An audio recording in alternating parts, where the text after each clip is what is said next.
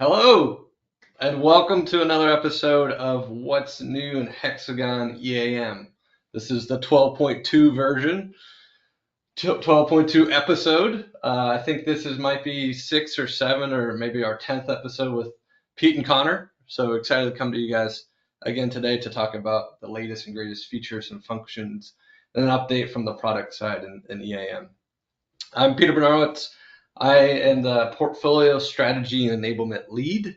So that's a lot of words. I do a lot of different things, but most importantly is connecting with customers, industry analysts, partners to make sure we're always delivering a product that is pushing the boundary of enterprise asset management and making sure our customers are never satisfied and never hitting that maturity and always conquering their maintenance challenges as effectively as possible. Connor Preston's here with me. Connor's a product owner. He's the man with the plan. He knows everything about EAM. He will dive deep into the functional side of it, what's new and how to use it, and why you should use it. That's the biggest thing we try to add into this presentation. It's not just here's a new screen, here's a new button, but here's why you should use it, and here's the business value it provides to you guys. So sit back, relax, get ready. This will be recorded. The link that you access it on will be the way to access a recording in the future. I think it takes 2 days for the recording to post. So check that out. We'll publish a brochure with what's new as well here in a week or so. So it'll be a brochure that captures everything that happened in this release. We have release notes as well.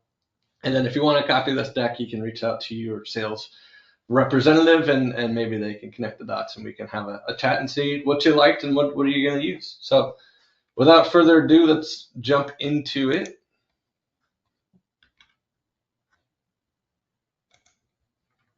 So there may be things here. There may be things here that I jump ahead and talk about. So just be aware that this is a roadmap disclaimer, and this is designed to communicate the perspective of R&D. Probably not most of this stuff we're going to talk about today is what's new and what's available in the cloud release, but just a heads up.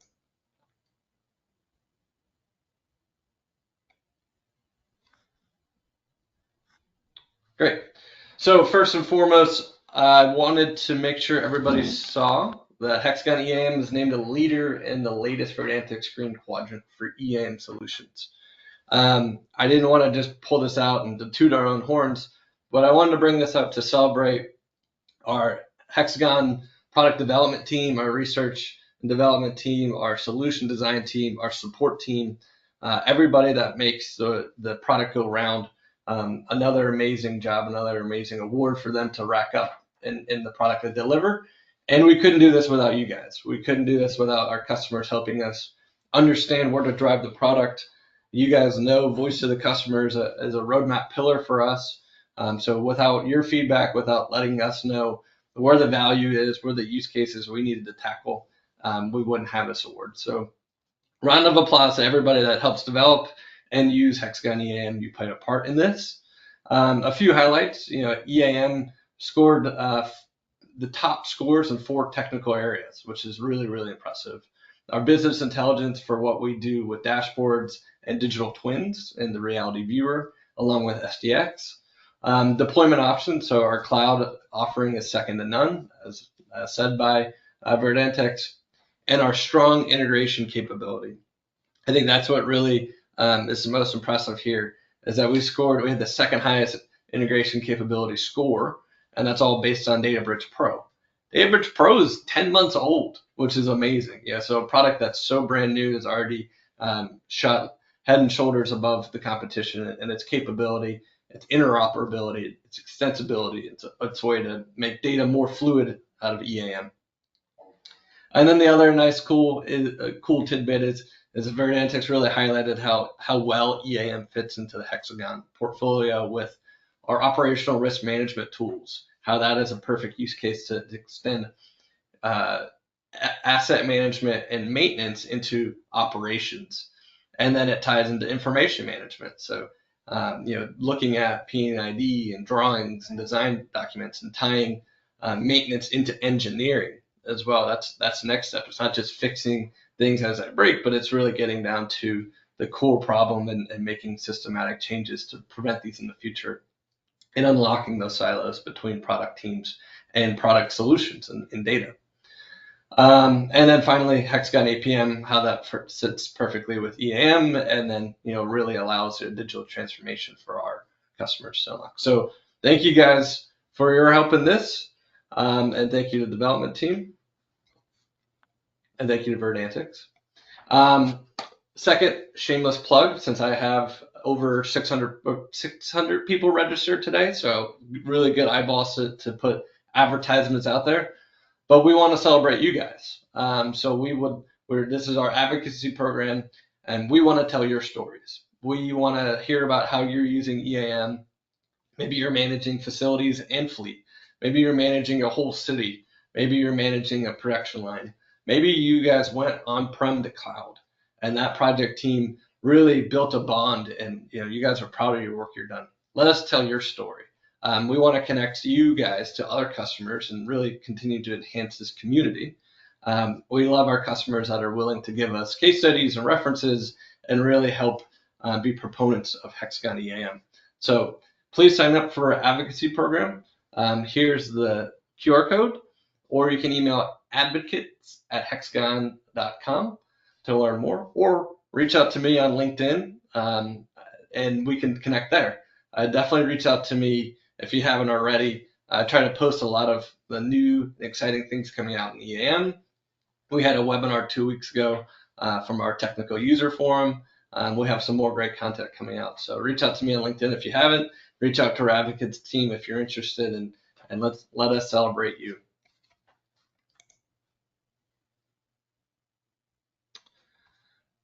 Talking about celebration, we're going to talk about the birth of HxGN Alex. So hopefully you guys saw it in the release notes. We've got an exciting new capability around generative AI. So in 12.2, we're launching HxGN Alex. HxGN Alex is our AI assistant that's meant to work in our digital assets portfolio of products. So as I was just talking about the other products in the portfolio that complement EAM, we've launched HxGN Alex to use EAM, but also use other products, leverage their data, and really empower our customers, enabling them to securely and effortlessly maximize the benefits of our products. So that's our high-level mission. We really want to introduce industry expertise, technology knowledge, and best practices using AI. So Alex is out. Alex is real. If you're a cloud customer, I'm sorry, on-prem customers, sorry, Alex is cloud only. We'll look at that down the road, but really, it's an amazing progression in HxGN EAM. We have now introduced generative AI capability within the roots and the bones of EAM. You can surface Alex from the toolbar. So from any screen, you'll have that ability to jump in and look up, access, and interact with Alex. It leverages a state-of-the-art model that's purpose-built for enterprise applications. That model delivers high-performance, fast results. And most importantly, this is hosted and supported by Hexagon. So that safety and security, that uptime, that SaaS delivery that we pride ourselves on, this is just an extension of that. Alex is firmly within our security standards and profile. So you're thinking, wow, this is great. What can I use it for? I tell people this. What do we know? HxGN EAM development team, product team, what do we know better than anybody else in the world? That is not maintenance. You guys are the maintenance experts, but we know the product. So we really wanted to tackle user assistance in this first wave of HxGN Alex. Is how do I use the product? How do I extend my usage into other areas? So we hear about, people want to jump into reliability. They want to jump into maintenance patterns. They want to jump into root cause analysis. They want to look at reorder points and min-max and how to turn that on. So this is just another way to streamline how to access that how-to. So you can look up these questions. We've fine-tuned Alex on specific documents on how to use EAM, not just documentation, but even implementation information. When you go to roll it out, what do we recommend?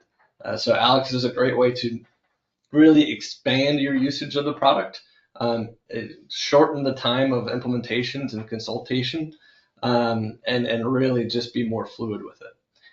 Alex can also generate code. So in our Python Studio, we have a Python library that helps you interact with EAM data sources more granularly. Now you can ask Alex to write Python code to do XYZ, but also more granularly use EAM data to do XYZ. So Alex can generate Python code to help with that, expanding the extensibility of your EAM platform, doing really, really impressive custom business rules and beyond.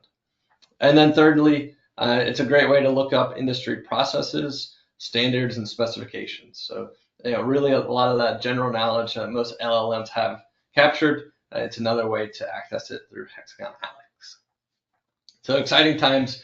There's an install parameter in there that you turn on. If you want to play with it, you can turn it on in tests and play with it. You can turn it on production and take a step forward. So more to come about Hexagon Alex. Marketing wise, we hope to have a big launch. There was a lot of the news in the US was dominated by a different event last week that we didn't think it was a great time to do a big launch, but hopefully soon you'll see a lot more content coming around Hexagon Alex, how to use it and what we're doing with it. But since you guys joined in today, we're going to take a quick little look at how it works. It's available in the toolbar up here. You can go in and ask Alex, hey, how do I do root cause analysis in HxGN EAM? It's going to give you detailed step-by-step instructions, A, on the high-level process, B, on the click-through process in EAM, and then you can jump over to root cause analysis and try it out yourself. So it's really meant to be that helping hand to help you extend your use of the product. So you're probably wondering, what does this mean? Is it using my data? Is it not? Well, as I mentioned, we have some pillars, some guiding lights, really things that we wanted to do well, and that were our criteria for success. And that was security, cost, accuracy, accessibility, and assistance. First and foremost, we couldn't deliver a product that wasn't secure. Even the most powerful LLMs in the world are having security issues. Copilot has issues. My favorite one, Perplexity, just got into a lawsuit. There's all these changing things literally week by week. So we wanted to find a model that provided us the security that we could feel great about. We wanted cost to be not a factor. Just like I showed, that's available for all cloud customers. It's a new install parameter. It's there for you to play with. So we found one that is scalable for us to introduce and scalable for our customers. We looked at some models that if every customer were to have it and run one query, it would cost us over $5 million a year for one customer to run one query a month. So that wasn't going to work. And then accuracy. So teaching Alex to say no, teaching Alex to say I don't know, or teaching Alex to say that's all I know is really our focus right now. So it's really that kind of fleshing out hallucinations, fleshing out when enough is enough, and that's where we're going to work on between now, which we've actually since pre-prod came out a month ago, we've already been making tremendous progress. But between now and probably our next release, accuracy is going to be really important. And then we hit a turning point with generative AI and EAM. Then we say, okay, we feel really, really, really good about this model. Now we're going to dive into assistance. And assistance is when we're going to touch your data. And we're not going to touch your data without you opting in, without agreements, without paperwork, without a whole song and dance. So don't worry, this isn't going to touch any of your data today. And you'll have to opt in and you'll have to sign up for it when we get there. But that's when we start to look at, hey, tell me about the test plans that we're not using anymore and what I can eliminate. Tell me about the work history and how we should manipulate our maintenance plans. Tell me about all the breakdowns that cost more than $2,000 in the last month from our department B. You start to do kind of natural language queries of your data, or you can start to tell it to do things like make a work order, design a dynamic checklist based off of these parameters. So you can start to insert data. So that's our tipping point. We're very, very close to it. I think our goal is to have some really tangible use cases established by the next release of EAM. But we'll definitely keep you guys in tune. We look at the ideas portal for what's out there and what you guys want to do with AI. So continue this feedback loop, and we can't wait to see where this goes. Speaking of things that we've introduced and enhanced and grown, I'm going to talk about DataBridge Pro. In DataBridge Pro, there's two pretty big new features, new expanded capability in 12.2. These are my green boxes here. We've got the DataBridge Pro Cloud Connector, and we've got the file registry. So this is going to really expand connectivity for our users in a bunch of different ways. The DataBridge Pro Cloud Connector, or DCC, you may hear us call it. I think in the release notes it's Data Flow Studio Cloud Connector. You know, when you see DataBridge Pro Connector, this is what we're talking about. But it's really a new capability for connecting to on-prem systems. So we'll dive into that in a second. And the file registry will allow us to appease some security requirements for different enterprise systems as well. So new avenues both in the depth and breadth of systems and data that we can connect to with EAM. DataBridge Pro Cloud Connector, as we talked about, its new capability. It's going to do two things. It's going to allow on-prem EAM on-prem customers to now have a tool, a lightweight tool, to do data transfers and data processing. So that's a big avenue. More details to come. There may be some SaaS agreements and some uptime, right? DataBridge Pro will always be cloud, but as long as we can connect to your on-prem system, this will allow that. Also, if you're a cloud EAM, we can use DataBridge Pro Cloud Connector to access data stored behind a firewall on other systems. So if you have legacy systems, you have on-prem, intranet, whatever, this will allow you to connect to that and pull it into DataBridge Pro, into EAM. So we've got more coming out. We'll probably maybe do a webinar or some documentation on how you can use this connector to integrate with your EAM on-prem instance, because I know that's a big ask. We hear you. We're definitely want to make that as easy as possible. Then we've got some more details here. So I did this. I'm doing you guys a favor to actually dive into the technical stuff. I'm the strategy guy now, so I don't get to play with the product as much as I wanted to. But this is a deeper look into what's new and how to use it. So it's new components, and it's a new screen inside of the Data Flow Studio. It has a predefined list of supported processors and services. It's installed in a local environment via a Java package. And like we said, you can grab data from those edge systems where certain resources may be restricted. And then you can take advantage of cloud resources as well. So just a deeper look at the DCC. And then the private certificate registry. What's new, as we talked about, the key registry, file registry, supports secure sockets layer, keystone, and truststone certificates. It's a new controller service for accessing private certificates. Certificate file name, reference, and properties. What's the value? Strengthens authentication between Data Flow Studio and external systems. Opens the door for additional system connections which require SSL authentication.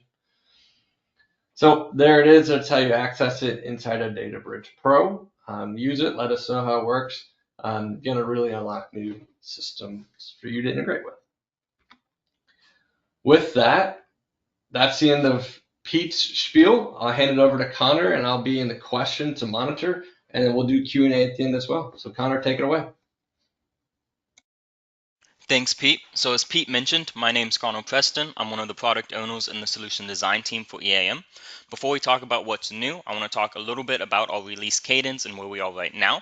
We have two major releases a year, with the release last May for EAM version 12.11 being for cloud only, and this release of 12.2 being for both on-prem and cloud customers.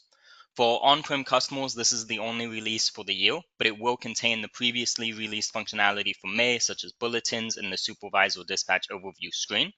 We're currently right now about 2 weeks into November, which means by now version 12.2 has just been rolled out over the weekend for the Sydney region, and then version 12.2 will be rolling out to the rest of the regions throughout the next 2 weeks, with availability for on-prem customers being this upcoming weekend on Saturday. But now that we know when version 12.2 is going to be available, let's get into what's new for this release. So with this release, we build upon our extensive desktop and mobile features, introducing innovative functionality inspired directly by you all. For 12.2, Pete already kicked things off by letting you all know about our new generative AI assistant, Hexagon Alex. I just wanted to add how excited I am for you all to start utilizing Alex, whether it's for help writing code, asking about how to use a feature in EAM, or what's the best practices are for a specific work process. Hexagon Alex is a significant step forward in our commitment to provide you with the most advanced and user-friendly tools possible. However, Hexagon Alex is not the only feature being added with this release, and I'm excited to show some of the other features we've made enhancements to as well. Starting with even more enhancements around work order dispatching. Building on the extensive features introduced in previous releases, a new timeline view makes it easier than ever for supervisors to manage their teams and balance workloads for their crews. Next, we bolstered EAM's document management capabilities with new features that allow you to control access to sensitive documents, ensuring only authorized users can view or modify them, as well as bringing approval workflow capabilities to documents through a new document repository request screen. We also have made further improvements to the Overview 360 screens by expanding the list of available widgets to include KPI groups and inbox groups, allowing for quick, centralized access to important information. Shifting from base for a bit, we also have several exciting enhancements around mobility. We've added a new home screen option for digital work to provide a more intuitive and user-friendly experience, a new calendar view to quickly see work order activities, and we've added the ability to perform lockout tagout while in a disconnected mode for mobile offline. I know Pete already talked about the private certificate registry and DataBridge Pro Cloud Connector, but we also have some additional enhancements utilizing DataBridge Pro with an SDX2 connector and customer survey emails. Rounding out the rest of the enhancements, we have some other release highlights, which will include things such as associating closing codes with categories, dragging and dropping multiple documents for checklist documents, and much more. The last tile on this slide is for the voice of customer. As mentioned earlier, the new functionality that gets added for our release, though driven by you. Your voice is what drives these changes. The document management, work order dispatching, generative AI, these features that we add, they're powered by the ideas that you have and the ideas you enter on the ideas portal. If you have other features that you want to see added to EAM, please let us know through the ideas portal so we can try to get them added to the product. Now that we've talked a bit about the release highlights, let's dive in and talk about the individual features, starting with the enhancements made around work order dispatching.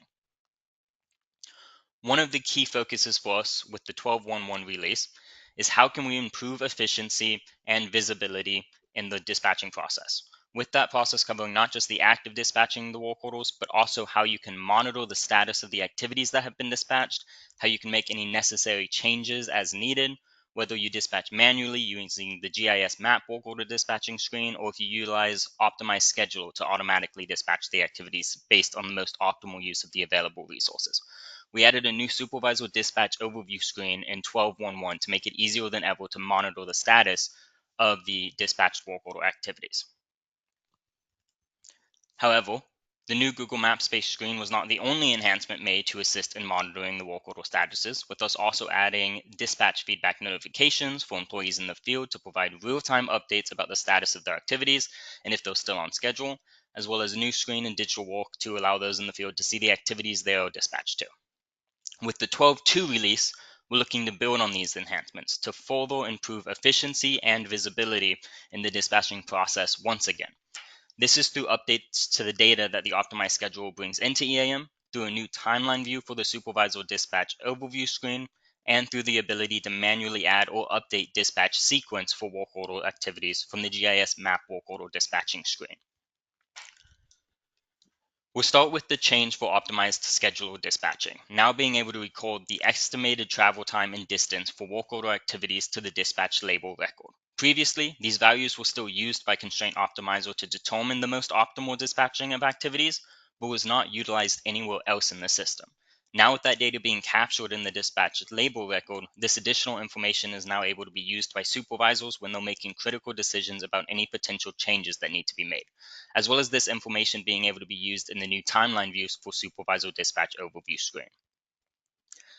This timeline view is a completely new way for supervisors to gain insight from the supervisor dispatch overview screen. This then brings us to the new timeline view, which was added as part of the supervisor dispatch overview. This timeline view complements the existing geographical map-based view and provides a visual time-based representation of the work order activities the crews and employees have been dispatched to. Supervisors can quickly access workload and track progress through the shift.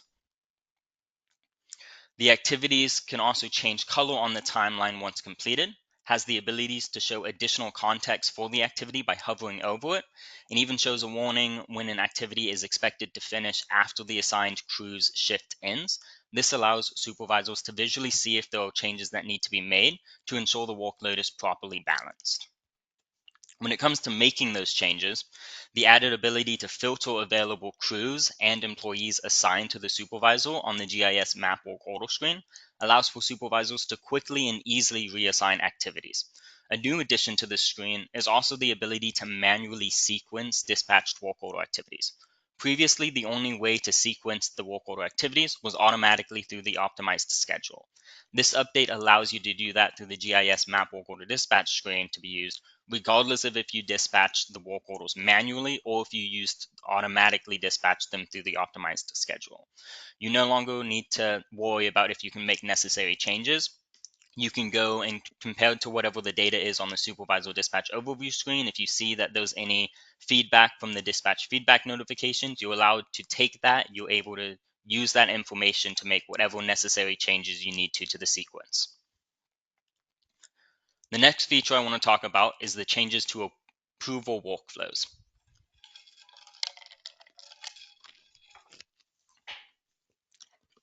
So I just had to take a sip of water real quick. But last year, with the release of 12.1, we added the approval workflow module, which allowed selected entities to be put through an approval process in order for those status to be changed. In 12.1.1, we've added even more features to this module with the ability to designate an alternate approval if someone was on leave, the ability to do revision control, and the ability to see workflow event history, among some other additions as well. When the approval workflows were first introduced, we only supported work orders, case management, requisitions, and purchase orders. And almost immediately, we started having people submit ideas to add support for additional entities. With 12.2, that's exactly what we did. As you can see, we've added support for a number of new entities, such as permit to work, pick ticket, equipment status, and operational status. The last addition you see here is the document repository requests. This is an entirely new screen to support an approval process for documents and leads us into the document-related enhancements for this release. So as I just mentioned, we have a new screen in EAM. The document repository request screen allows users to request for new documents to be created or to request for an existing document to be updated. This request can then go through an approval process, and once approved, the document will be created or updated. Combine this with the document enhancements from the 12.1 release last year for being able to lock documents and being able to view the document upload history, and you now have extensive revision control for documents in EAM. Let's say you have work instructions, and if there's any changes in the work process and updates need to be made, you can now request those changes in EAM and ensure that the changes are reviewed by the needed personnel before being approved. You can even go look at the different versions of the document and revert back to a previous version if needed. All of these steps being tracked in EAM and able to be referenced later on. Now that we have an approval process for updating documents, next up is providing a method of limiting who has access to the documents. That's where the new document authorization tab comes in hand. Previously, in EAM, you would have to use an entirely separate org to limit access 2 documents. Now you can assign document classes to user groups to make it so that user groups can view documents for the document classes that they have added. You can also go a step further and specify the permissions for the user group has to create new documents, update existing documents, or delete documents from each document class that they have added. This helps increase the security of your documents. You can have a technician who only needs to see the maintenance instructions for an asset. And then you could have the facility manager who you want to be able to see any of the documents related to cost or planning. In addition to the increased document security, this enhancement allows you to reduce the clutter that users would see and ensure that users only see the relevant documents that they would need access. This, combined with the document repository requests, approval workflow, revision history, and other document enhancements, provides comprehensive document management capabilities within base EAM. Now, we do have some other ease of life enhancements for documents as well, with the ability to automatically scale windows to browser or scale images to the browser window, the ability to specify if a document should be opened in a browser window or if the system should just automatically download the document when a user double clicks on it, and additional fields available in the document lookup on the linked document pop-up. These changes make it easier to find and view documents, allowing for quicker access to the data that you need. On the topic of viewing information in EAM, next up are changes to the approval or overview 360 screen. In 12.2, you now have the ability to add inbox groups and KPI group widgets to the overview 360 screens. You can set the Overview 360 screen as the full screen when you log in and have access to the inboxes and KPIs from your Start Center in one location with the data from your Overview 360 screen.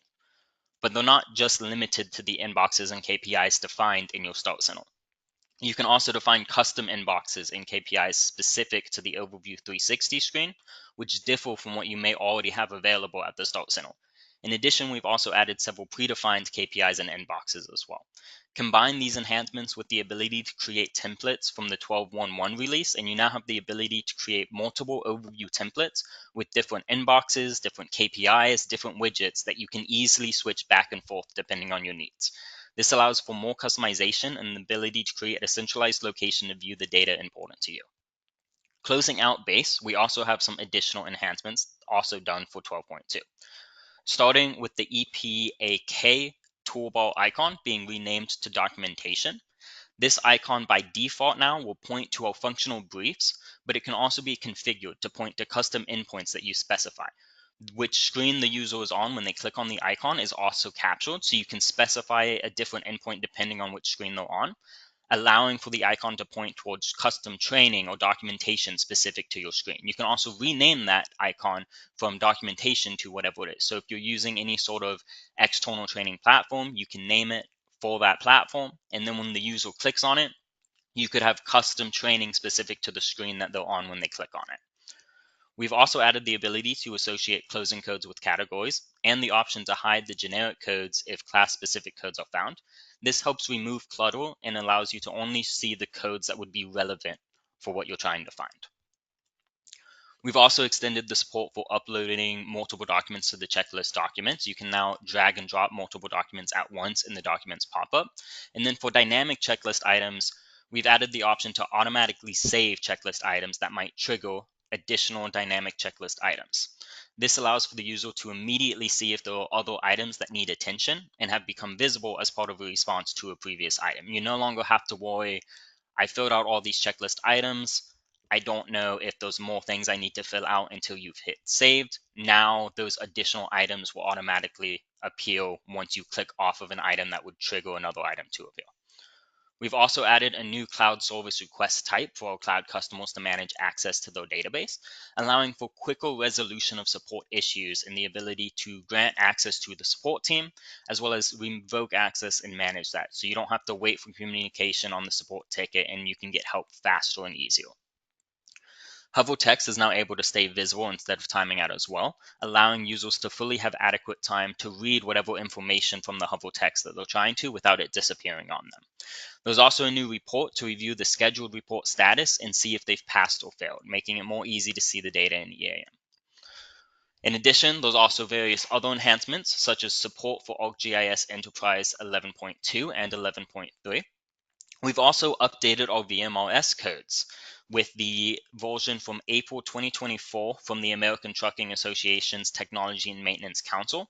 The updated codes are available on the Smart Community Downloads section for anyone who wants to update them. In addition to these, there's also new install parameters, updates to existing parameters, and other enhancements that have been made to base. Now that we've gone through the enhancements for base, let's dive into what's new with our mobile applications. As some of you may know, Digital Walk gets updated every other month with new functionality. So here's what's changed since the last What's New webinar we did in May for 12.1.1. We've added several new enhancements, such as a new home screen, the new walk order schedule, as well as adding additional screens such as projects and part inspections, or additional tabs such as the workflow event history. We're going to start with the new home screen option. This is a brand new optional home screen that's tile-based and is able to be used to provide a more intuitive way to navigate to the records and screens that you use. The tiles can be configured to take the user to a list view with the data spy selected, to a specific screen or report, or even an option to navigate to the screen in insert mode, allowing you to quickly and easily create records. You can have a tile to take you to your open work orders, a tile to create you a work request where you click on it and it's automatically in the insert creating a work request part of the screen. A tile to take you to operator checklists. This menu will also have tiles to open favorites, settings, start center, or log out of the application. And speaking of favorites, they've also been updated to match that as well, allowing you to more easily and conveniently navigate to the screens that you want using the tiles. We've also have a new work order schedule screen.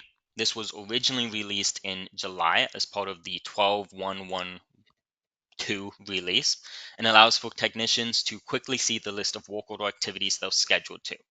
With 12.2, this has been updated again to include the option to switch to a calendar view, which shows the expected time that the activities are scheduled and for when they should finish. You can choose which view you want to see and are able to navigate to other days as well to be able to get a comprehensive view of your schedule. Now you can open up the Digital Walk application and you can see all the different activities that you have for that day, as well as the next day or the day after that in one easy to see place. Now we move into some of the additional data or digital walk enhancements, like the ability to scan on insert and edit mode. This allows you, when you are on a screen and you go to insert or edit the data on it, any of the numerical or text fields you can now fill out by scanning either with barcode or QR. So it now saves time entering in data, such as if you're trying to create a bunch of new assets or enter in different parts, you can go and just scan for each of the numerical or text fields, saving you time. As well as the physical inventory parts, when a user touches a record on this list, it will not go into the view mode like other tabs, but will go directly into the edit mode, allowing you to quickly go and fill out that inventory information, as well as being able to navigate forward and backwards to the other records on that screen. We also have a new book label install parameter that will control the opening of the book label form.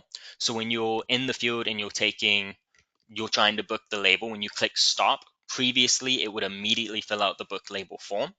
And if there was any edits that needed to be made, you would have to go separately to that and make edits. Now it will give you the option to, when you click stop, you can configure it to open up the book label tab in edit. So that way you can make any adjustments. If you had something come up and you stopped the button after it was actually done and needed to make adjustments to the time, you can do that. If you needed to make adjustments to any of the information on that, you now have the way to do that before saving the record. As well as being able to change the default tab order pop-up. Recently in the other release, we've added the ability to customize the tabs that load automatically in Digital Walk. Now you can change the order of those tabs as well. There's also enhancements done for mobile offline, primarily around permit to walk, being able to now use lockout tagout in a disconnected mode. And then additions to calibration. We recently added the calibration module to mobile offline last release, and now we've added support for the related install parameters that allow you to specify the information for how many significant digits you want to keep, allowing you to better keep track and accuracy of the information that you calibrate, as well as support for workflows related to the permit and to walk and equipments, and then added some enhancements around walk orders with the symptoms to walk order closing panel, as well as supporting the closing codes enhancements from base. In addition, for both mobile offline and digital walk, we also have a new integration with HxGN Connect, allowing you to use the HxGN Connect sensors to get an accurate and precise X, Y, and Z coordinates and get more precise location about where that data is.